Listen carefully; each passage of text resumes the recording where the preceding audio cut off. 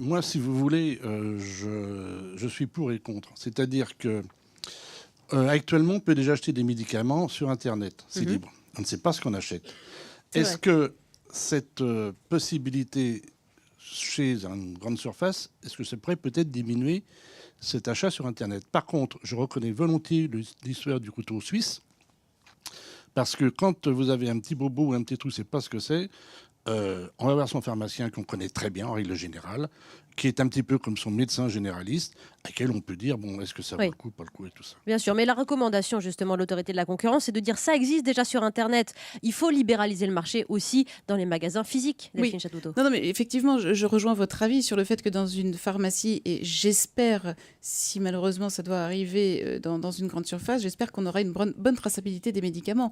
Ce qui m'ennuie, c'est que qui va être responsable? Aujourd'hui, je vous vends un médicament type Fervex parce que vous êtes enrhumé.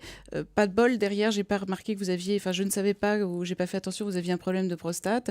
Vous vous retrouvez à l'hôpital avec un globe vésical. Aujourd'hui, vous portez plainte. J'ai une responsabilité au niveau de mon ordre des pharmaciens. Je vais payer. Je vais payer le dommage qui a été fait. Bien sûr, Si et ça c'est le demain- risque de l'automédication Voilà. justement. Demain, si le médicament est acheté chez Michel-Édouard Leclerc, qui va payer? Michel-Édouard Leclerc va dire bah, attendez, c'est pas moi, je suis pas pharmacien. Le pharmacien employé par Michel-Édouard Leclerc va dire bah, moi, je réponds d'aucun ordre. Moi, de toute façon, je réponds à un laboratoire.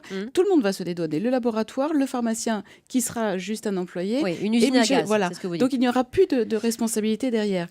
Delphine, on a Laure qui nous écrit sur Twitter, #1midi. Hier, un patient me demande de l'aspégique. Or, le connaissant, je sais qu'il a un traitement avec lequel c'est incompatible. Je lui ai donc évité une hémorragie. Mais c'est Bon, tous les on jours, aura c'est des 50 petits, fois par jour, ça. exemples du C'est genre. notre quotidien, bien évidemment.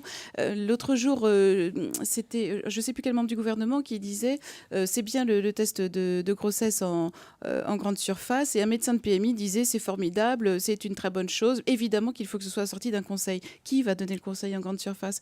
Vous avez peur que ça banalise justement l'achat C'est pas que ça ces banalise, médicaments? c'est qu'on ne pourra pas récupérer des erreurs. Aujourd'hui, on vend des tests de grossesse à des jeunes filles qui viennent pour un rapport sexuel qui a eu lieu la veille. Ça ne sert à rien du tout. Il faut au moins 10 à 14 jours pour que le test de Oui, grossesse et ça, puisse vous réagir. pouvez leur expliquer, Mais bien évidemment. Mais le diplômé en pharmacie employé par Leclerc ou autre saura aussi le faire. A priori, s'il est diplômé, c'est de sa compétence.